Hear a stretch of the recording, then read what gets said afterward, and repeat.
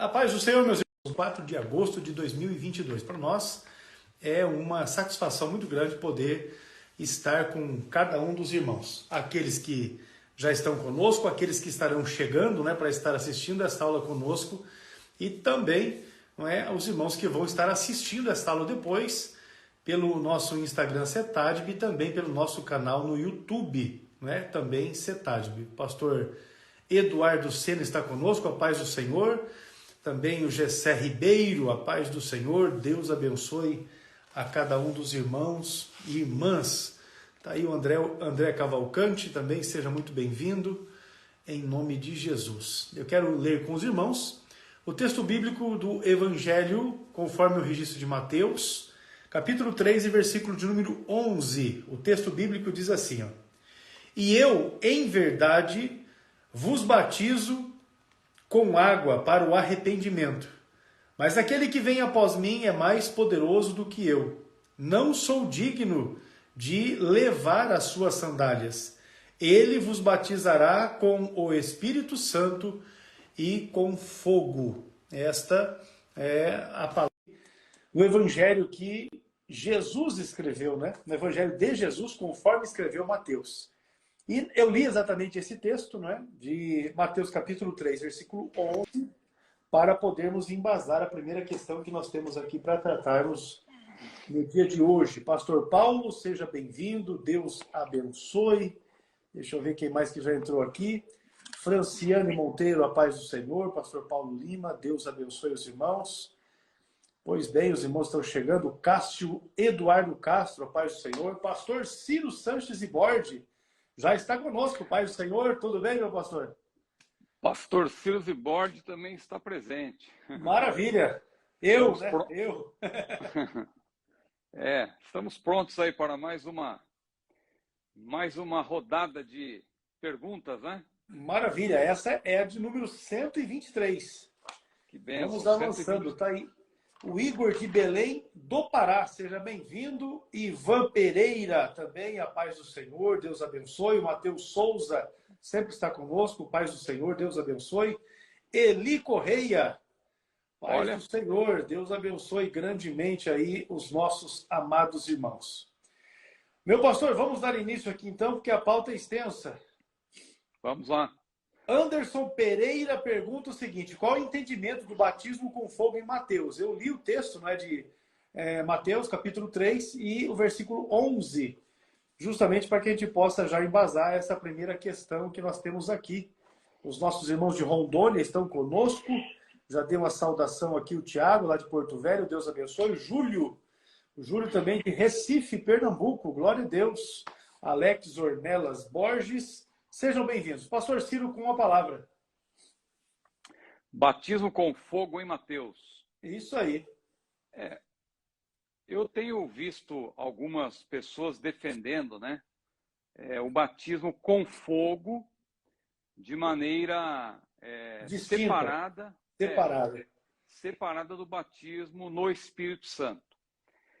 Eu penso que não é tão simples de interpretar e fazer essa separação como muitos pensam, Eu tenho visto aí, pelos meus estudos, e a gente já respondeu algumas perguntas também sobre isso. Com certeza. Há várias posições, mas as três que mais se destacam são as seguintes. Nesse texto de Mateus 3 e 11 e também em Lucas 3 e 16, que são praticamente, os versículos são praticamente idênticos, Correlatos, são correlatos. Então, são três as posições principais.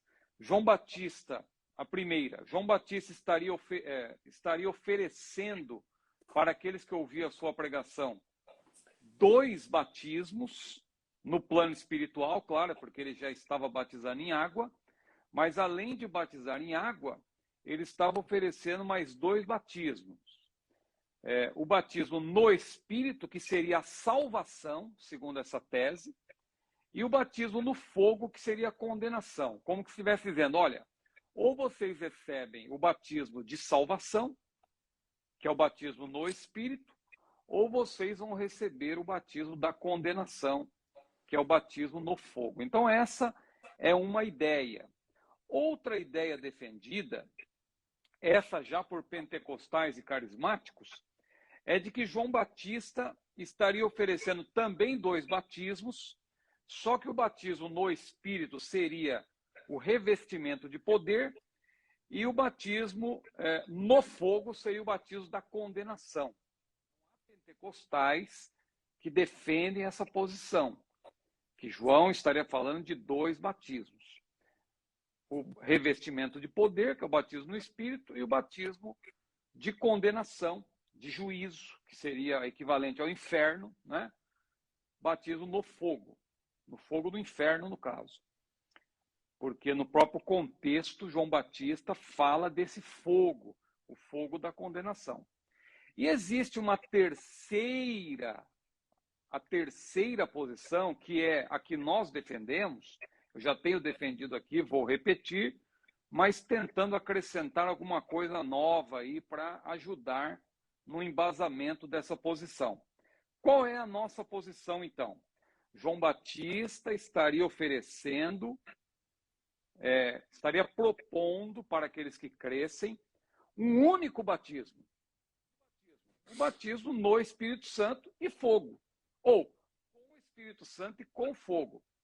Eu tenho preferido dizer no Espírito Santo e fogo, justamente porque esse com e com pode gerar essa ideia de que são 2.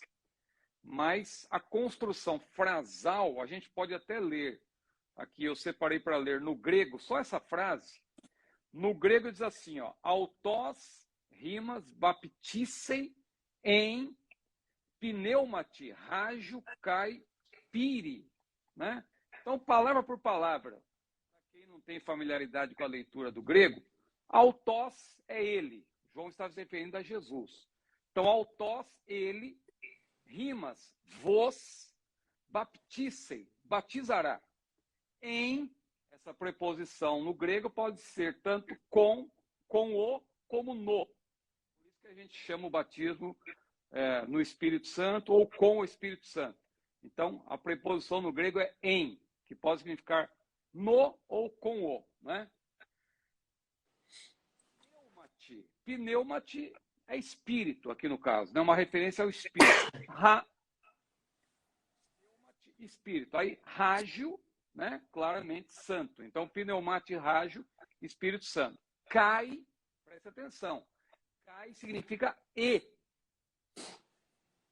Então, Espírito Santo e, que é kai, piri, quer dizer aqui, piri, né? Quer dizer fogo. Quando se fala de show pirotécnico, por exemplo, né?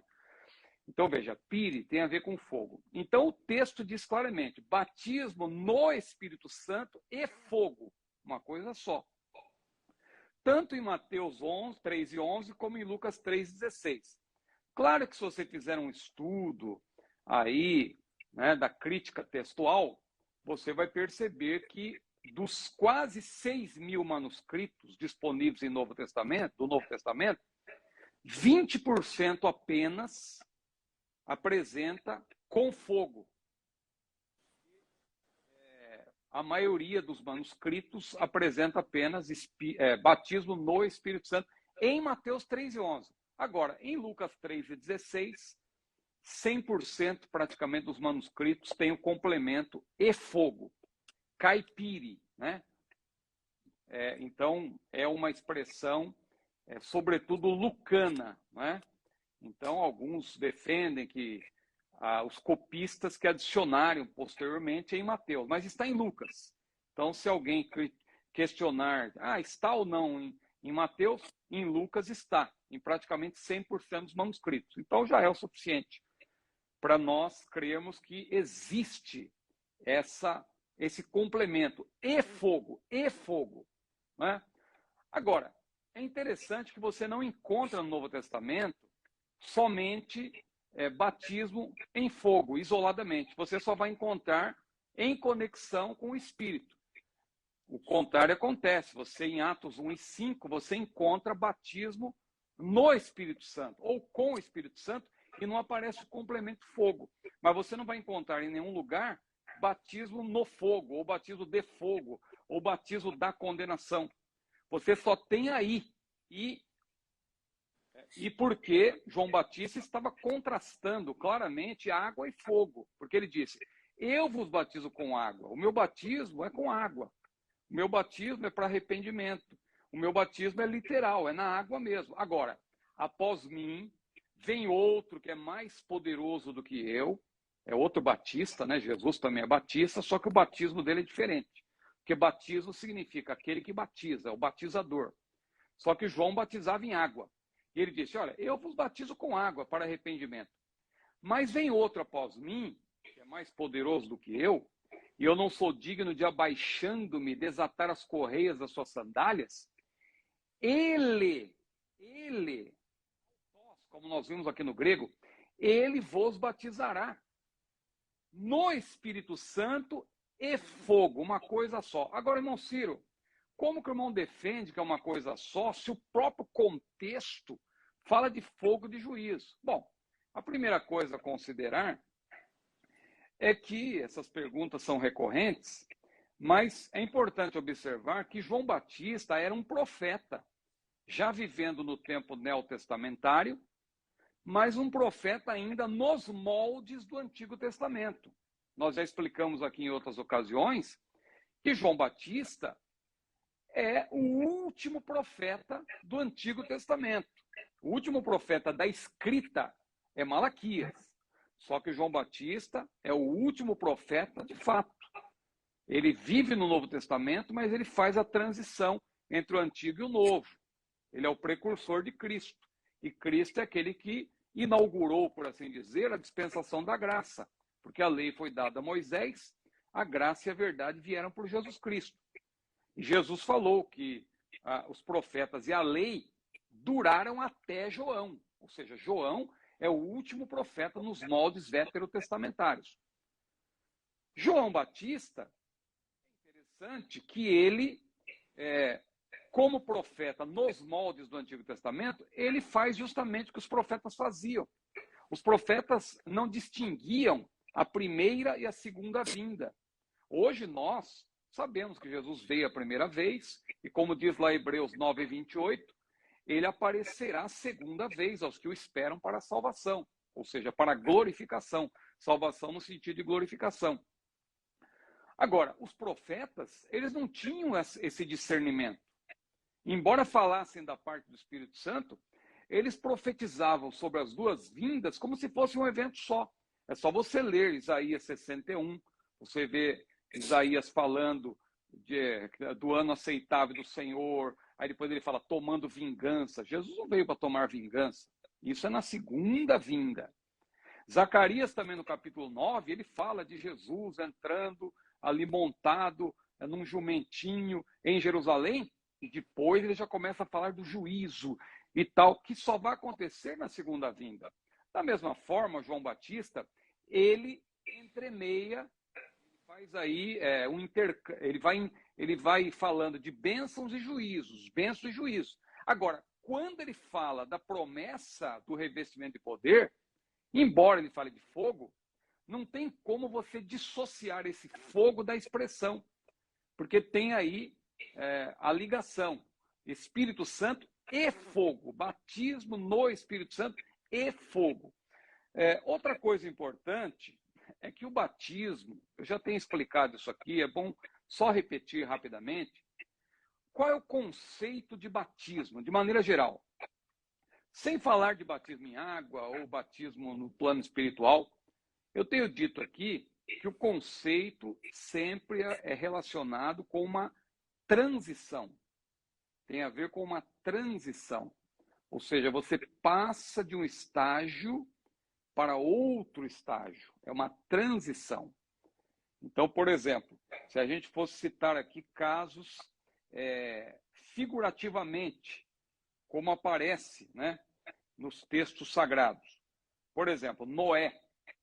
O texto bíblico diz que Noé foi batizado, né, nas águas do dilúvio. E o que aconteceu com Noé?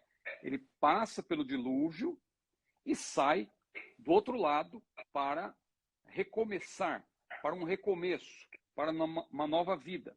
O povo de Israel, da mesma forma, a Bíblia diz que o povo de Israel foi batizado no Mar Vermelho. Está escrito. Não estamos lendo aqui para ganhar tempo, mas o povo de Israel foi batizado no Mar Vermelho e saiu do outro lado. E os egípcios? Eles não foram batizados. Diz que eles foram sepultados, porque eles ficaram lá. Eles entraram no mar e ficaram lá. Agora, o povo de Israel não. O povo de Israel passou pelas águas. Por isso que se diz que eles foram batizados. Porque quem é batizado passa e sai do outro lado. Então, olha que interessante esse conceito. Jesus também diz que foi batizado na sua morte. E ele foi batizado e ressuscitou. Ele começa uma nova vida, porque ele ressuscitou. Literalmente, o batismo em água também significa o quê? Ele representa o quê? Representa que a pessoa foi sepultada para a vida velha e, ao sair da água, ela ressurge para uma nova vida. É uma transição. A pessoa deixa a vida velha e vai para a vida nova. Claro que a pessoa, quando é batizada nas águas, ela já está experimentando isso. O batismo simboliza isso. O batismo nas águas é literal, mas ele simboliza essa transição. Porque batismo sempre fala de transição. Espiritualmente, o Espírito Santo também batiza o novo convertido no corpo de Cristo. É o batismo do Espírito Santo, né? Que está lá em 1 Coríntios 12, versículo 13. Ele mergulha, ele imerge o salvo no corpo de Cristo. Ou seja, esse salvo, porque ele passou pela transição, ele deixou a vida velha e foi imerso no corpo de Cristo, e a partir daí ele vai ter uma nova vida. Transição. O batismo no Espírito Santo, no sentido de batismo de poder, que Jesus mencionou, também é uma transição. Porque a pessoa, a partir do momento que ela é batizada no Espírito, ela passa a pregar com mais poder, ela passa de uma vida que talvez estivesse sendo estacionária para uma vida mais dinâmica, porque é o poder dinâmico do Espírito que passa a agir na vida dela. Agora, como que eu vou defender com todos esses exemplos que existe um batismo de condenação? Quer dizer que quem vai para o inferno passa por lá e sai do outro lado? Não. Quem vai para o inferno fica lá. Não tem transição. Por isso que você não encontra no Novo Testamento isoladamente o termo batismo no fogo, no sentido de condenação. Então, eu respondendo agora objetivamente a pergunta, né, qual o entendimento do batismo com fogo em Mateus? Primeiro, não existe batismo com fogo isoladamente. É um batismo ligado ao Espírito Santo. Porque o Espírito Santo, o fogo aí fala do poder do Espírito, o poder transformador. Porque fogo, em outras palavras, traz o quê? Traz luz, iluminação, traz calor, né? Porque o que é o fogo? O fogo resulta da combustão, ou seja, o fogo, na verdade, resulta exatamente da combustão de materiais inflamáveis, né? E vai gerar esses dois elementos que eu falei, luz e calor. Então, quando tem o fogo na vida do crente, no sentido do batismo no Espírito Santo e fogo, a pessoa ela é iluminada, ela tem uma nova dimensão, ela está na dimensão carismática. Então, eu penso que não tem nada que ver com o batismo de juízo. Embora seja uma leitura, alguém dirá, é natural, porque João fala do fogo no sentido de juízo. Só que quando você observa o contexto geral, porque muitas vezes o contexto imediato não é suficiente. Você tem que recorrer ao contexto geral. Quando você recorre à analogia, né, analogia da fé, analogia geral, quando você recorre à construção frasal no grego e vê lá, né, que aparece batismo no Espírito e fogo, você vê que não são dois batismos, é um único batismo, um batismo de poder, um revestimento de poder subsequente à salvação e separado dela. É um revestimento. Revestimento é para quem já está vestido, é claro. Quando eu vesti essa camisa, eu me vesti. Quando eu coloquei o paletó por cima da camisa, eu me revesti. Então, o batismo no Espírito Santo e fogo é um outro termo para o revestimento de poder que Jesus menciona em Lucas 24, 49 e também em Atos capítulo 1, versículos 5 a 8. 5 e 8, não é? Maravilha, dessa questão levantada pelo pastor, pelo nosso irmão Anderson Pereira. Agora nós temos aqui uma questão que foi, né, apresentada pelo Zaqueu Félix. A questão do Zaqueu diz respeito à sabedoria, né? Em relação à Bíblia no Antigo Testamento, no Velho Testamento, conforme coloca aqui, quem foi o mais sábio da Bíblia no Velho Testamento? Quem foi o mais sábio da Bíblia no Velho Testamento? É uma questão também que não é tão simples de definir, né? Porque até quem estuda hoje a inteligência, você sabe que a inteligência ela tem várias dimensões.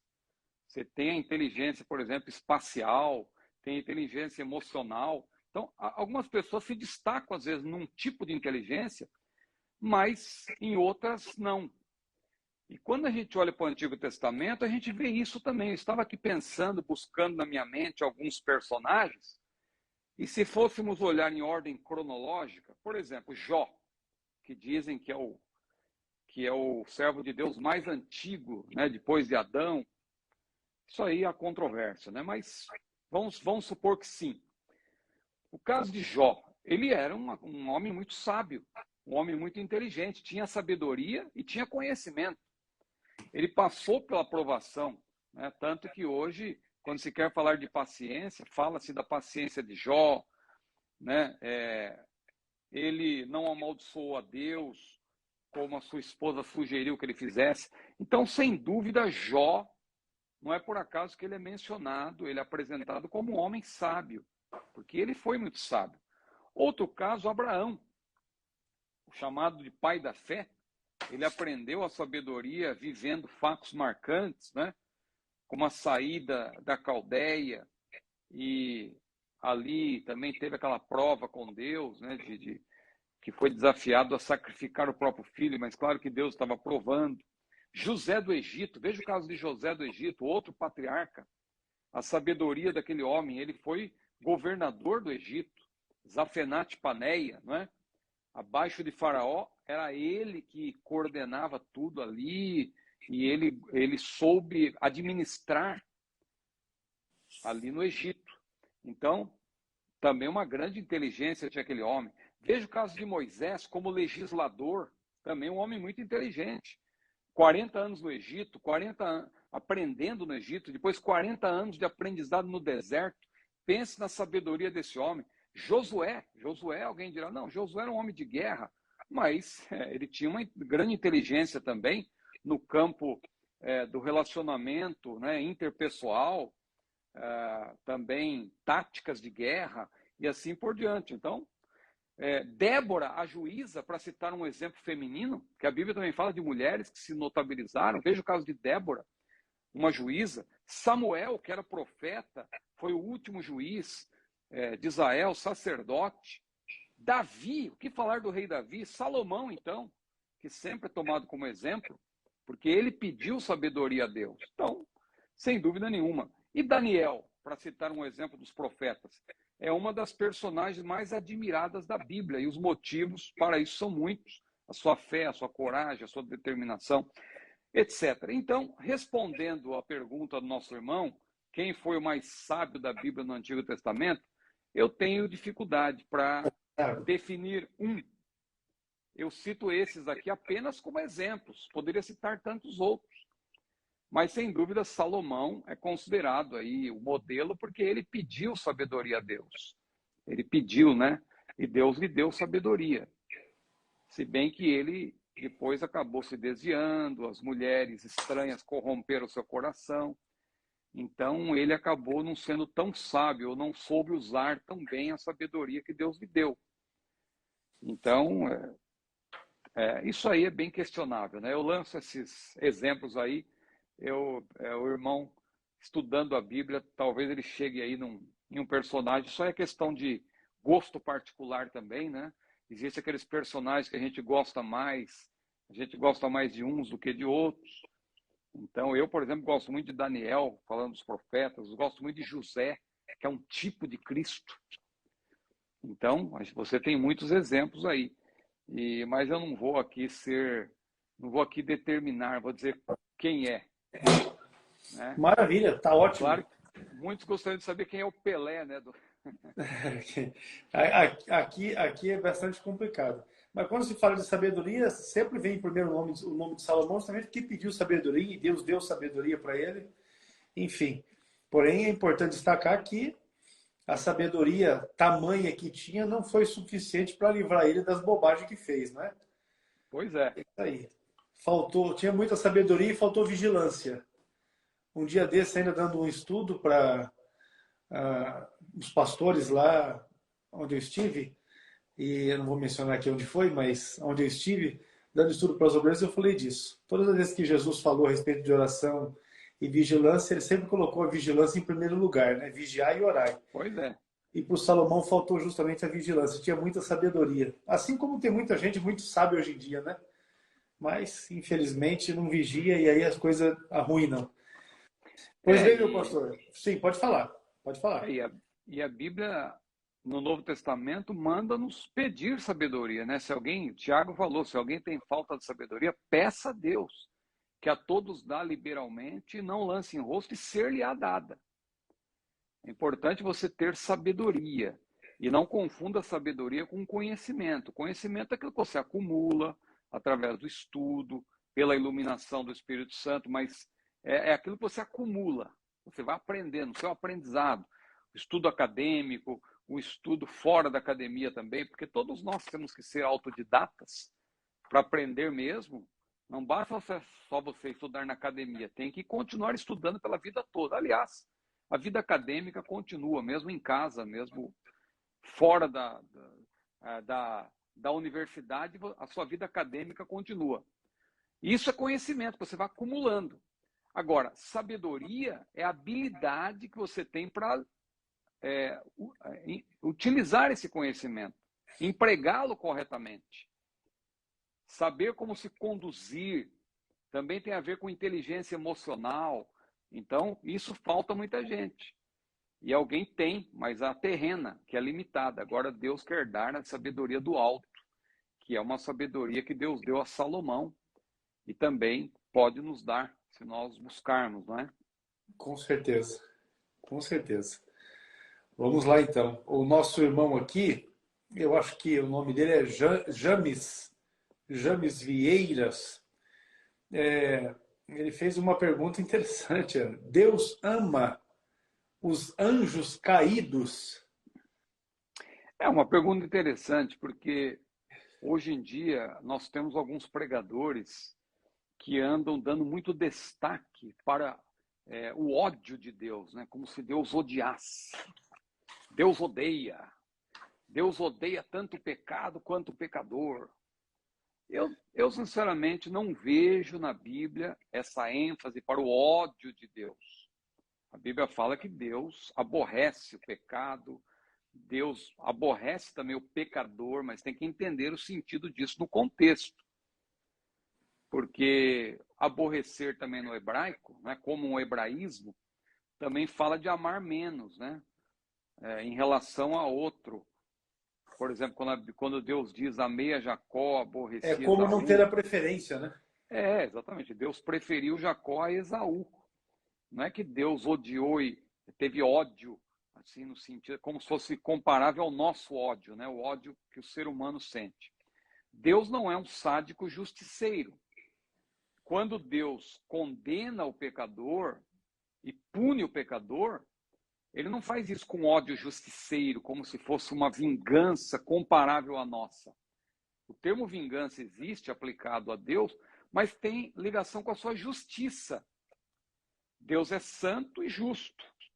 Agora, a Bíblia diz que Deus é amor, e se Deus é amor, ele é todo amoroso. Ele não é uma parte amor e uma parte ódio, como muita gente quer supor. Deus é todo bondoso. Deus faz o bem, Deus quer o bem, Deus ama. E nesse sentido, alguém pode estranhar o que eu vou falar, Deus não odeia nem o diabo. O diabo já está condenado por antecipação e não tem como ele se arrepender porque ele já foi confirmado.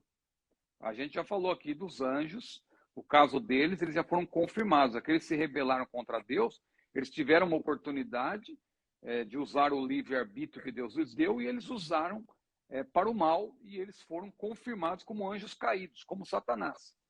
Não tem como. Agora, Deus não tem prazer na morte do ímpio, Deus não tem prazer em condenar ninguém, mas por sua justiça, ele vai condenar.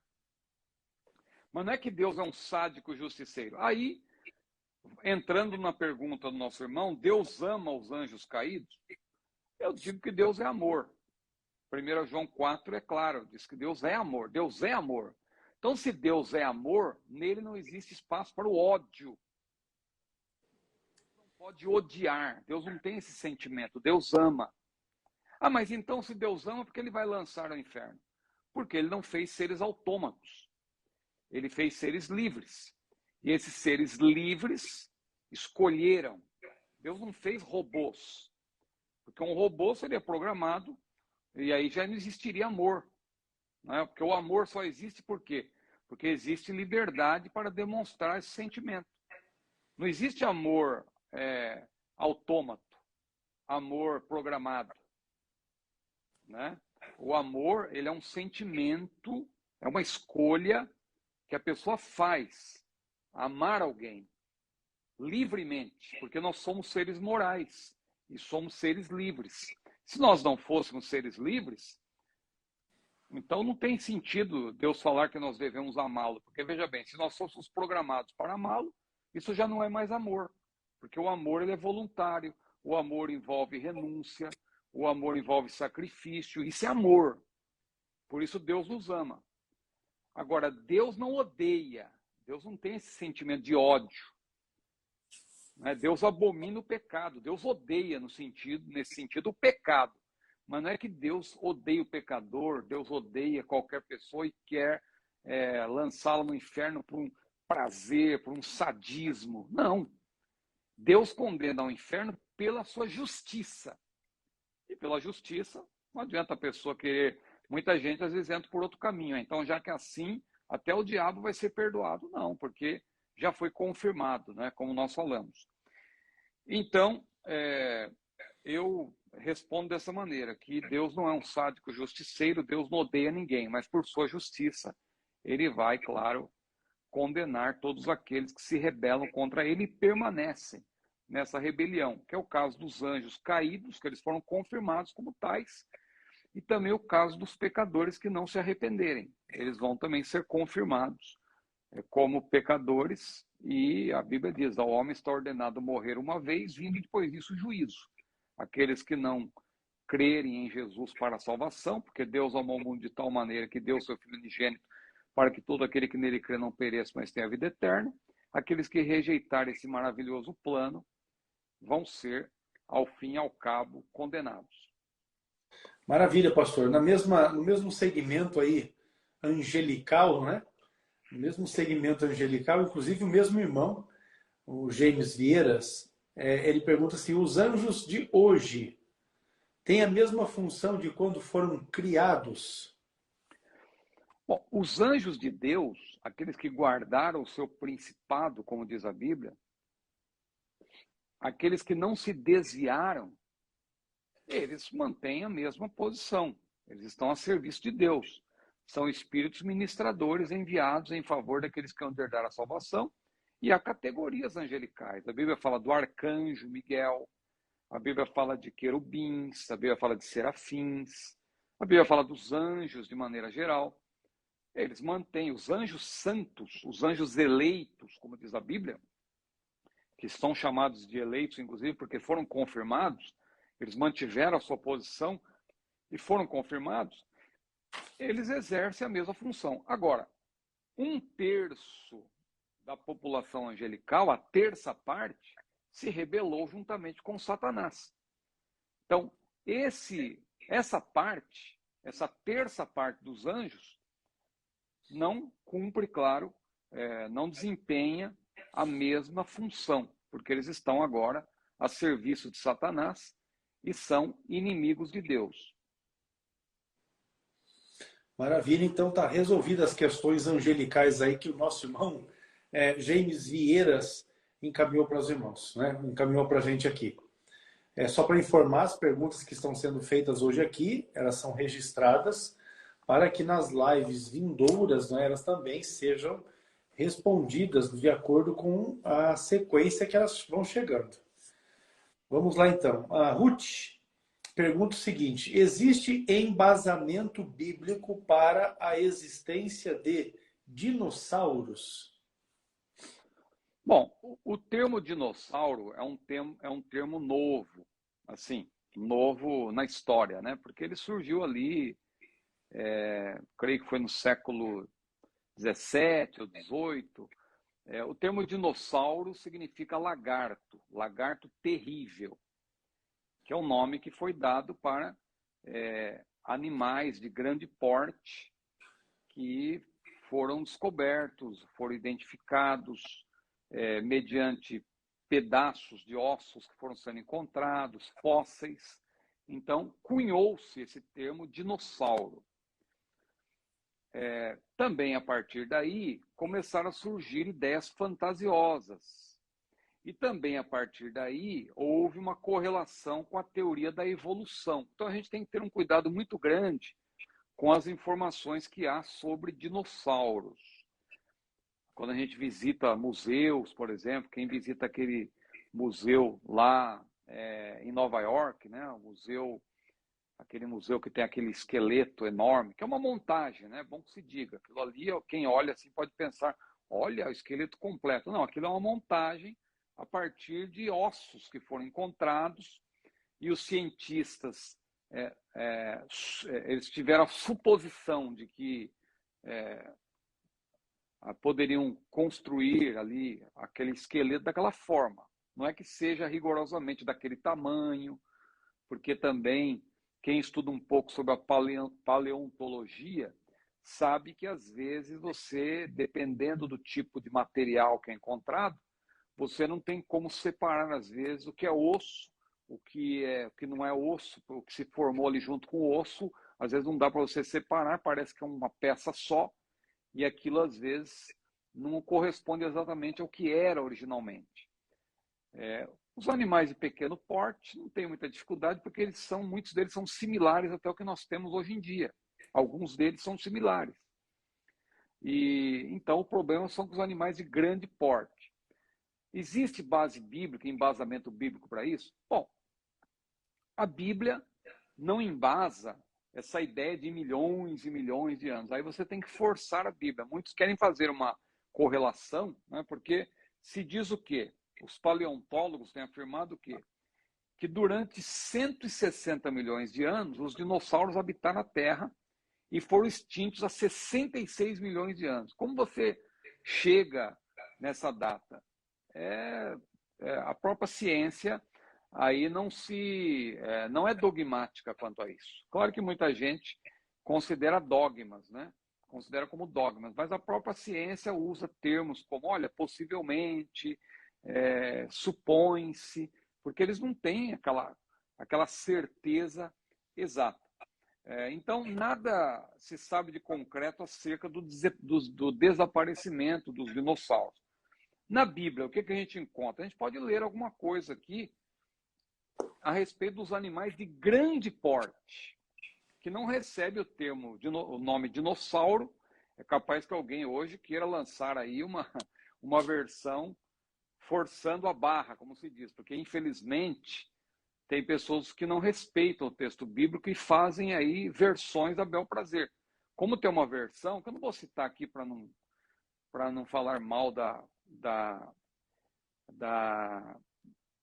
casa, né, da casa que publica, porque publica outras Bíblias muito boas, mas tem uma Bíblia aí que é uma paráfrase, porque você sabe que você tem as traduções, elas têm 4 modalidades. Você tem a tradução que é mais literal, que é a de equivalência formal, que traduz, na medida do possível, palavra por palavra. Você tem a tradução de equivalência dinâmica, que traduz ideia por ideia. Você tem a tradução balanceada, que é uma mescla desses 2 primeiros tipos. E tem um 4º tipo, que é a paráfrase. A paráfrase é perigosa. Eu até coloquei aí no meu Insta um caso aí absurdo de uma versão que eu ia citar a respeito de Eclesiastes 11 e 1 e 2, que lá diz, lança o teu pão sobre as águas, depois de muitos dias o acharás, reparte com 7, com 8.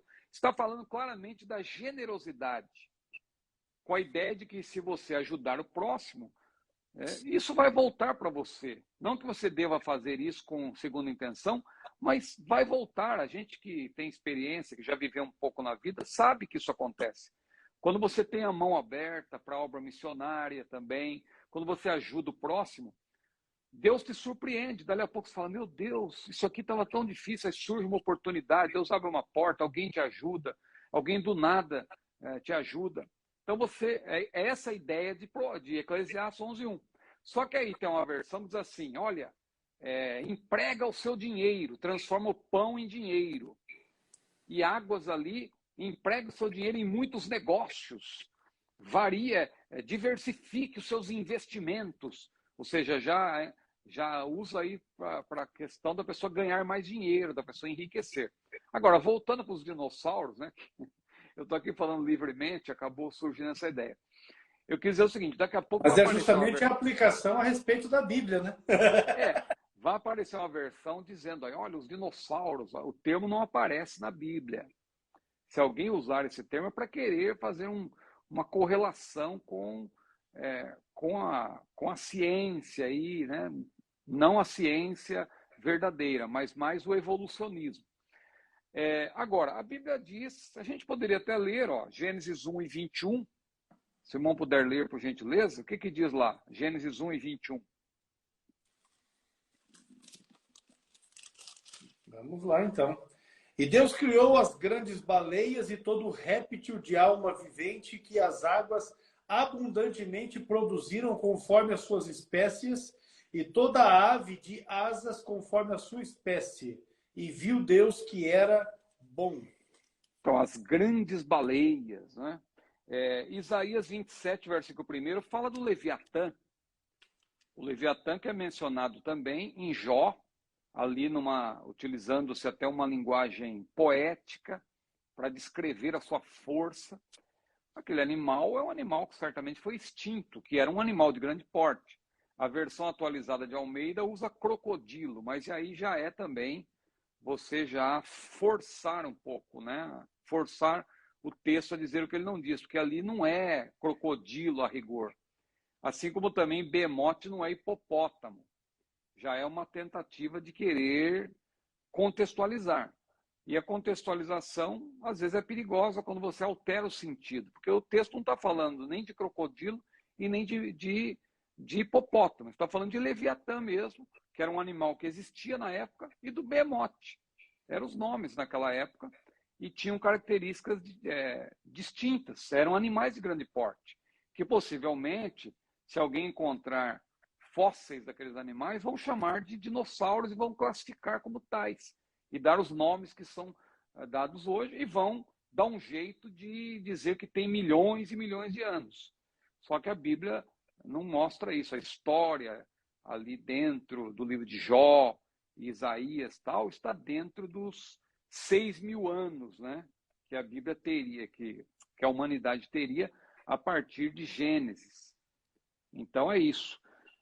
A dificuldade de conciliar esses milhões e milhões de anos que a ciência evolucionista, darwinista mais precisamente, acaba apresentando.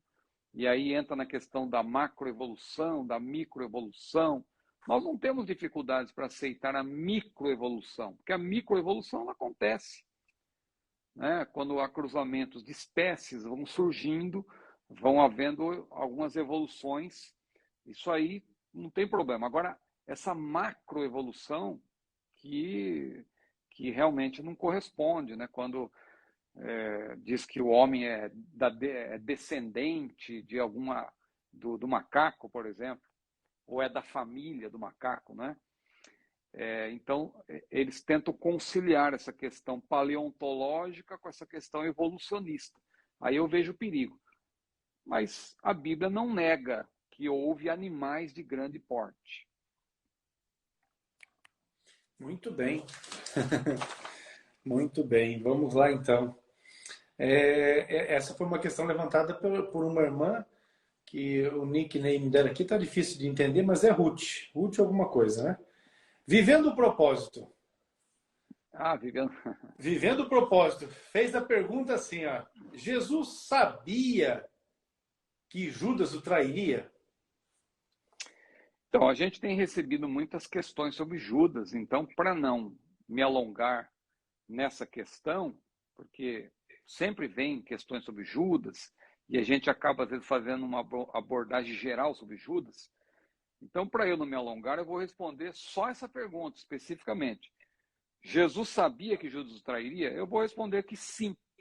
Com certeza. Por quê? Por quê? Porque, objetivamente, tem vários versículos. Por exemplo, Mateus 9,4 diz que Jesus conhecia os pensamentos dos seus apóstolos. Ele conhecia os pensamentos. Lucas 5, isso Mateus 9,4. Lucas 5:22 diz que Jesus conhecia também os seus pensamentos. E disse-lhes, que arrazoais em vossos corações? E João, que apresenta Jesus como Deus, de fato, como Deus homem, né? Que dá mais destaque para isso, no capítulo 2, acho que a gente poderia ler, por gentileza, João 2, 24 e 25, e também João 6 e 64, por gentileza. Pronto, João 2, 24 24, e 25. O sim. texto diz assim, ó, mas o mesmo Jesus não confiava neles, porque a todos conhecia e não necessitava de que alguém testificasse do homem, porque ele bem sabia o que havia no homem. Então, olha que interessante, a todos conhecia. E ele bem sabia o que havia no homem. Isso aí fala da sua onisciência. Porque Jesus se fez homem sem deixar de ser Deus. Jesus é o Deus homem. Então ele sabia de tudo. E aqui entra uma questão aí que talvez acho que tem até uma pergunta que vai falar, que trata disso também mais para frente, não sei se vamos responder hoje, se vai dar tempo, mas a pergunta se Jesus usou os seus atributos como a onisciência quando ele andou na terra. Aqui a Bíblia diz claramente que ele sabia o que havia no coração deles. E também João 6,64, por gentileza, o que diz? Mas há alguns de vós que não creem, porque bem sabia Jesus desde o princípio quem eram os que não criam e quem era o que havia de entregar. Então, aqui está falando especificamente de Judas. Com Olha certeza. aqui. Jesus bem sabia desde o princípio quem eram os que não criam e quem era o que o havia de entregar, no caso de Judas. Ele sempre soube. Mas mesmo assim, aqui é um exemplo claro de que Deus não se vale da sua presciência para salvar ou condenar. Ele dá oportunidade igual a todos. Judas não foi, porque alguém poderia dizer, se Jesus sabia de antemão que Judas era o traidor, por que Jesus escolheu? Porque no momento que Jesus escolheu Judas, ele era um homem que tinha as qualificações, era salvo. Essa é uma questão difícil para muitos. Os nossos irmãos calvinistas não aceitam. Mas Judas só foi escolhido apóstolo, primeiro porque ele era salvo. Porque os 12 apóstolos eram salvos. E Jesus fez a promessa que os 12 se assentariam com ele para julgar. Mateus 19 é claro que eles governariam, eles vão governar no milênio. Por isso que Judas precisou ser substituído. Não foi porque ele morreu, porque ele perdeu a salvação. Ele se desviou. Porque ele era salvo, ele perdeu a salvação.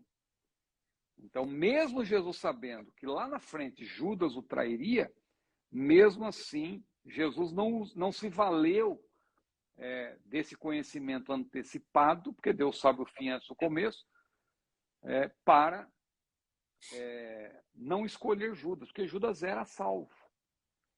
Então isso é difícil, né? Porque também tem, isso aí é uma questão complicada, porque tem aquela linha de pensamento que diz que Deus só salva aqueles que ele vê de antemão que serão salvos.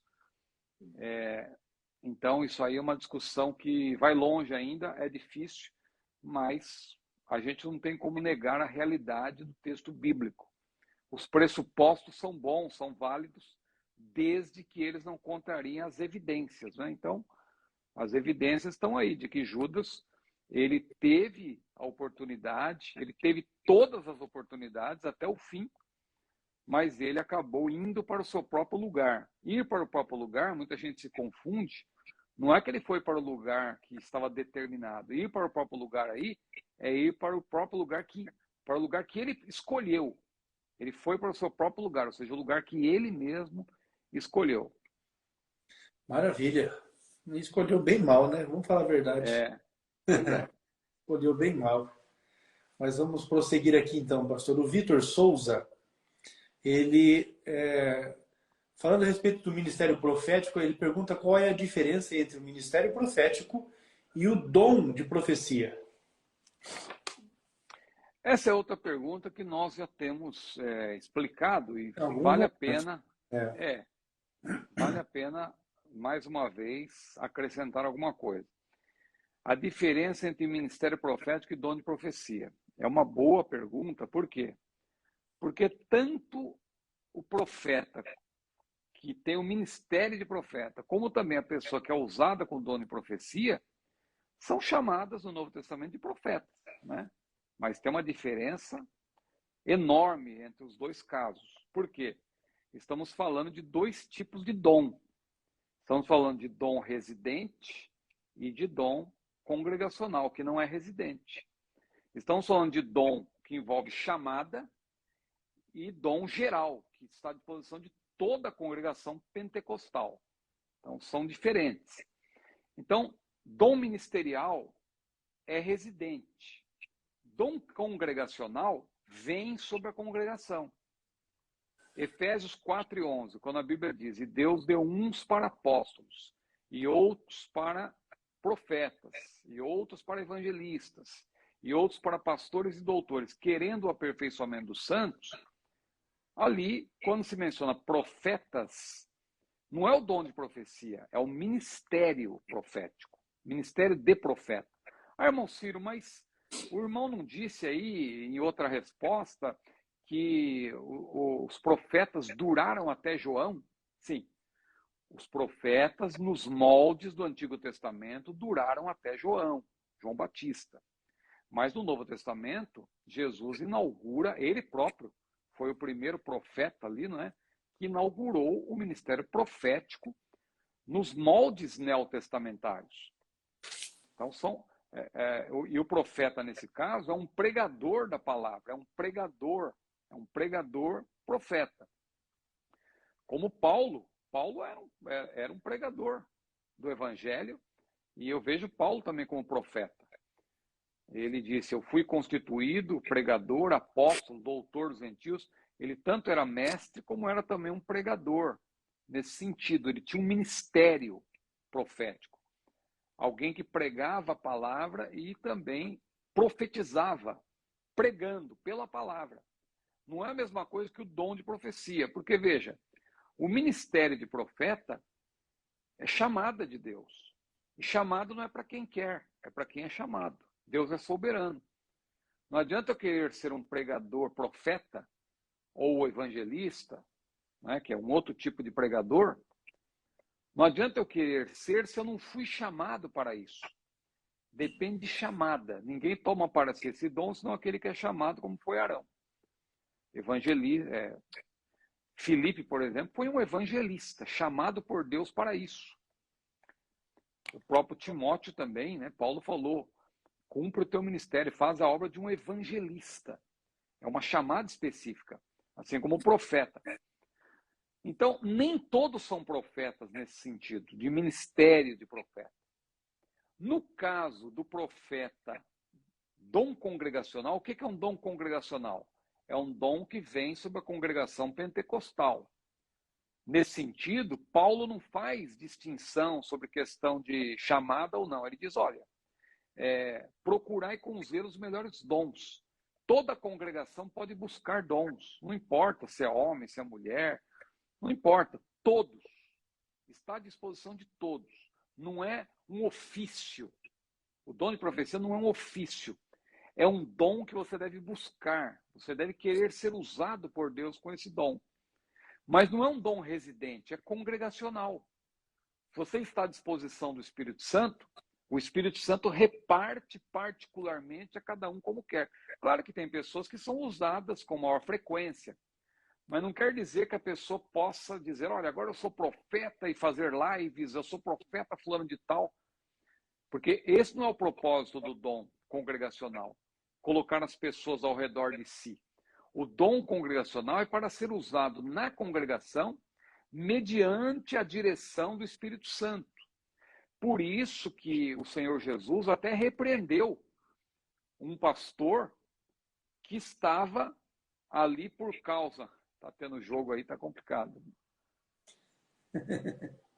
Acabou de sair um gol aí de alguém. Deve ser do Flamengo, né? É possível.